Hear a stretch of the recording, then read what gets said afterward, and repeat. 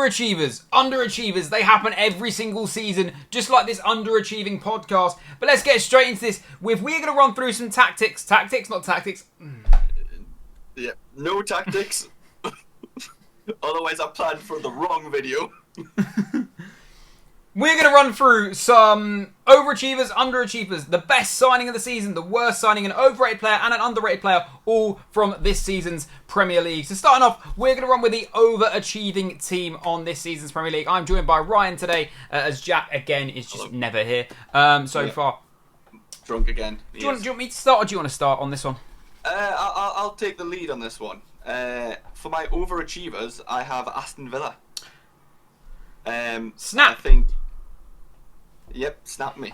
I think no one at the beginning of the season were going to expect Aston Villa to be top 4. You would more expect maybe top 7. You would say that was a good season for Aston Villa. So top 4, they're doing brilliant.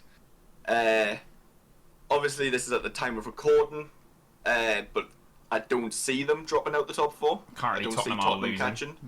Yeah, And currently Tottenham are losing to Liverpool. So, yeah, I think great season. They've scored a lot of goals. Just nothing to really fault them on. Emery's done a brilliant job there. Yeah, obviously, probably have helped Arsenal not win the league, so fuck you, Villa. But, as it stands, I don't think Tottenham will catch up. I think top 4 is guaranteed for them now. Start of the season, I did actually put them 6th, so they have overachieved them in my expectations of them. Yeah, me too. And I don't think there's too much more to say on Villa. So we'll move on to the underachievers of the season. You went first on the last one. So I'm going to go this time. And I'm actually going to go Manchester United. A lot of people had them in top 4 predictions. A lot of people thought Ten Hag would have done a bit better this season, having a season already under his belt.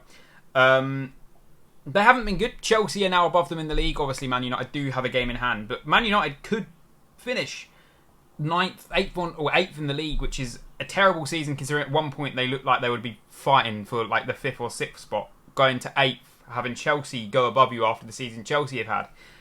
I think they potentially do have the worst season out of all the teams. Yeah, I can't really disagree too much with that. However, I've actually went for Brighton. Okay, as yeah, my no, underachievers. Okay. I feel like the last few seasons they've pushed on slightly better.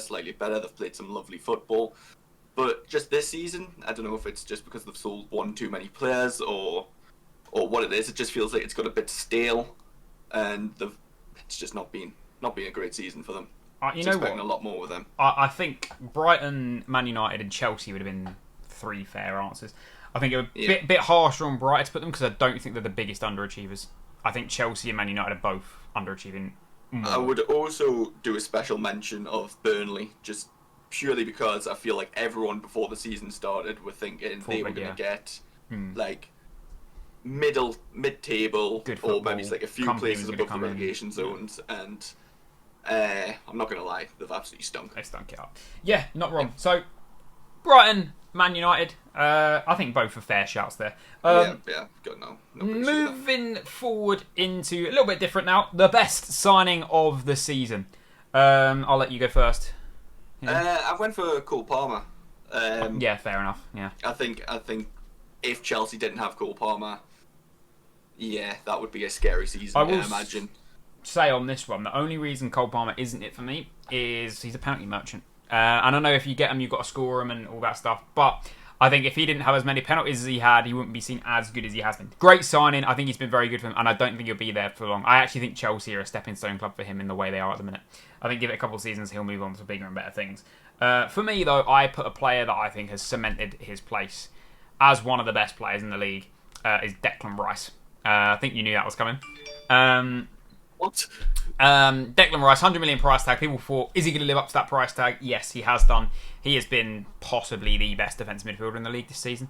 So yeah. Yeah, Declan Rice is like a good shot. I think Cole Palmer's probably had a bigger influence over Chelsea than Declan Rice has had over Arsenal. Personally, I think Arsenal would still be where they are without Declan Rice.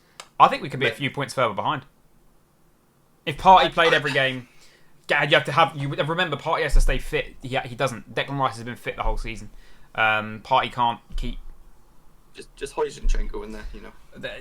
Yeah, we'll be even lower there. So yeah, I think both are fair shouts. Yeah. So yeah, not too mad about that. Worst signing of the season. We already kind of both know each other's answer. I'm not going to lie here, and I think there is really only one option, and that is Tonali. Could have put a bet on that one that we'd have both put in there. Odds would have been good. Yeah, 70 million for a player that's obviously been banned twice now. He got an extra 2 months. Yep, recently, and chances are he'll never play for Newcastle because he'll go back to Milan. Yeah, there's loads of like rumours that maybe Milan knew about it, and there's a whole thing that might go on there. Yeah. I don't really know. Yeah, seemed good when he played the games. The worst transfer. He seemed alright when he was playing. Like, seemed like he was going to be a good player, but you know, then he was betting on himself. 70 million for a man to make the numbers up in training is not good. Yeah. Yeah, I'd not much more to say there. This one could be slightly different. We've got underrated and overrated players here. We'll start off with the overrated player. I'm going to go to you first on this one. I've went for Kieran Trippier. Overrated Kieran Trippier. Okay, fair enough. Kieran Trippier is rated very highly, especially around the Newcastle fan base. Yeah. And I think he has stunk this season. I think he's been horrific. I think this season, I haven't heard that many... Last season, I heard people saying he was the best right back in the league. I didn't agree with it then. And I think he got over-applauded last season. That's my opinion on that one. This season, I don't think he has been. I think it's just, like you say, with last season, I think that has transferred into this season, especially the first half of the season. I seem to remember... I can't remember who they were playing against, but they were against someone, and he gave away two goals. Yeah, straight after one after another. And it happened a couple games back to back as well, didn't it? Yeah. He's played 25 games for Newcastle this season. He's only been a part of 4 clean sheets for a Newcastle side that you'd be expecting better. And yeah, he's just overall just not had a good season at all. Yeah, I mean, that's a fair shout, I think. I've gone a bit different. I've gone with a kind of like a big money move to Chelsea. A team that obviously have struggled this season, and they played better without him in a recent game or two. That is Enzo Fernandez. I think he is not as good as what Chelsea fans make him out to be. I think he hasn't had a good season. I don't think he's going to live up to the price tag. And when they played without him and just Caicedo played, they were much better. But Speed got him in trouble. Go on, add talk. I don't think he's nearly worth the price tag that he was bought for.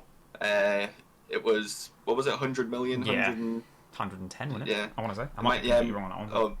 Yeah, it's him and Caicedo. I get a bit confused between, but yeah, he's not 100 million worth player. I think. I'm not the biggest fan. So do you agree with me on that? Yeah, it's $132 million dollars. So that's 107 million pounds. For 107 million, you've got to compare him to the likes of Rice in a way on the price tag. He's not been influential enough. He's not been good enough, and people compare him to Declan Rice as an Arsenal fan, and they said he was a better signing at the start. They said he was a better signing than Rice. He'd be a better player than Rice. So far this season, I think if you offered Rice to Chelsea and swapped Fernandez, I think they'd snap your hand off for it. Yeah, I can't disagree too much. And moving on to the last one, we're going to go underrated. I'll let you go first here, Ryan. I went for Tarkowski.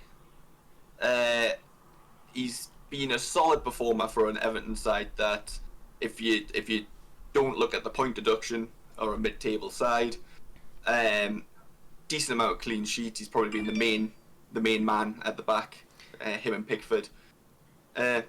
Just think overall really good season. Bit of breaking news coming in as we're doing this.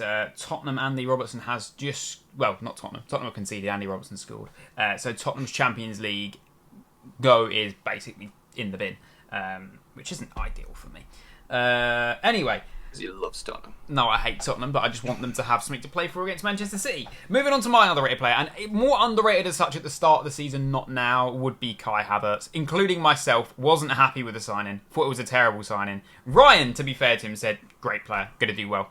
Big fan of him. So credit. Big fan. I thought he was an awful player. At the start of the season, I thought he was an awful player, and he's actually come into the team and done really well. But the big but here is every other team that isn't an Arsenal fan seem to still think he's shit.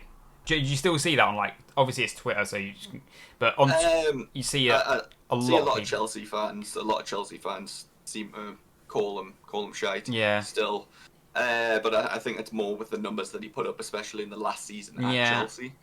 I think he's a good player. I think he suits Arsenal very well. I think he's better than Jesus, personally. Yeah, so do I. I can't disagree with that. I think he fits the bill. You know. Yeah, I cannot. I can't disagree. I honestly can't disagree.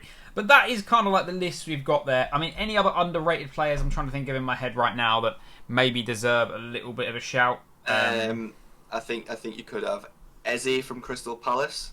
I don't think he's underrated though. I think that lad's going to go into big things.